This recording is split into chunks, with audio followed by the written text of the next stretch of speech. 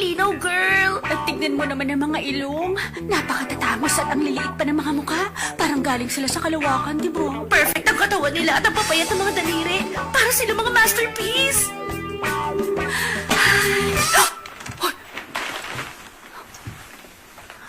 Kahit kailan talaga napakababoy mo sa kwarto mo.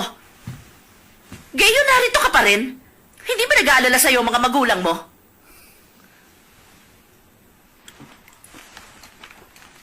Oo na, Mama! Lumabas na kayo! Ako na bahala rito! Ano bang ginawa nyo, ha? Nakikita ko sa pagmumukha mo. Parang wala kayong alam, ah!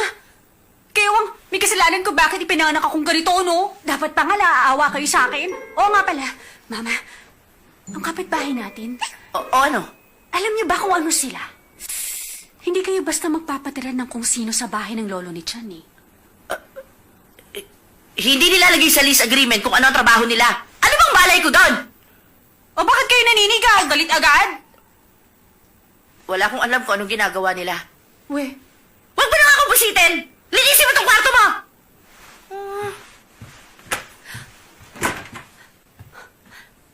ang ibig sabihin nito, ako lang ang nakakaalam dito sa bahay kung sino talagang nakatira sa kapila.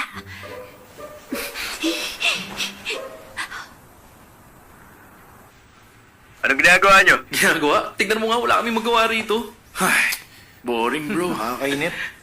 Sa totoo lang, gustong-gusto ko na ulit sumayaw. Namimiss ko na kayo, mga Huwag bro. ka mag-alala, bro. Bahala na kami rito. Oo nga. Okay, ingat ka riyan, bro. Bye, bro. Anong gagawin Ano natin? bang trip nyo? Wala talaga magawa rito. Uy, bro, tingnan mo. Anong ginagawa niya? Sino Yumuko siya? ka lang muna. Ang kapitbahay natin. Mukhang nang bubuso pa. Ay, mukha pa naman siyang mabait. Ano? Pagtripan natin? Game ako. Ano? Game kayo? Dio. Ha? Napaka-boring naman ni natin Dio. sali si Dio. Okay, mag-drop. 1, 2, 3.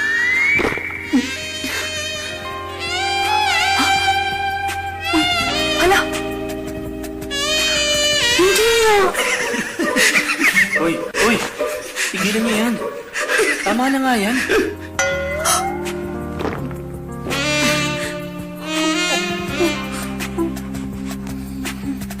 Dio, halika dali. Sali ka Dito rito. tayo.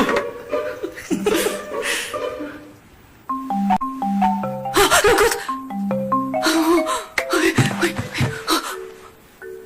Mukhang nakita na nila ako.